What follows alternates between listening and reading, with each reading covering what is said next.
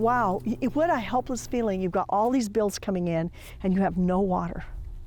It is the most helpless feeling you can ever imagine. Losing the ability to feed your family is devastating. It's soul-crushing, even for the most positive-minded, hardest workers. But farmers are such optimistic people. You think, it's got to start raining. It's just got to. And you just want to hang in there because you want to farm. This is what we know. But here in Arizona and up and down the dry Colorado River, for that matter, you'll find countless people of the land like Nancy K. Wood. How much cotton used to be out here? When my granddad was farming, the whole farm was in cotton. Really? Yeah. He saw probably times of drought, but not mega drought, not like we're experiencing. This is where the mega drought gets real. Right here on an 80-acre family farm. This is Nancy's irrigation channel. It should be full right now. You have to take it when they tell you. But the entire Colorado River system is so dry, even with the recent rains. We should get 8 to 10 cuttings a year. We only got 2 cuttings in 2021. There's been big water cutbacks for Arizona farmers. In 2022, her harvest was half of what it should have been.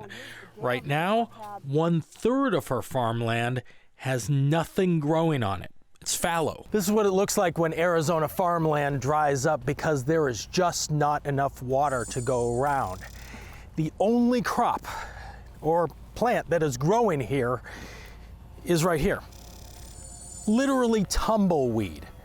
This is what it's come to. I didn't get a PhD in water. I actually have a PhD in economics, demand and supply.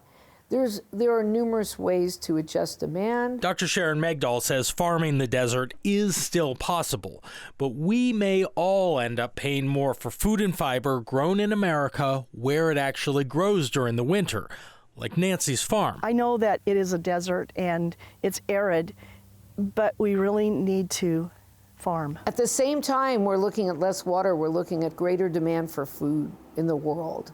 We're going to start seeing food shortages if we don't get out of this drought. Some farmers who just can't pay the water bill have had a visit from someone with a big check and plans for a solar farm.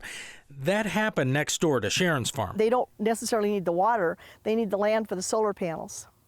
And people are selling. Yes. There really is no happy ending here. Sharon's source of water is a reservoir that just isn't filling up the way it used to. People had hoped that we would rebound and we'd have some good wet years and we'd be able to refill the storage in the reservoir, but we're not experiencing that. There's no point in planting it when there's no water available to us. In the meantime, in the hard times, some families will have to sell their land as tumbleweed takes over in the dry desert of southern Arizona.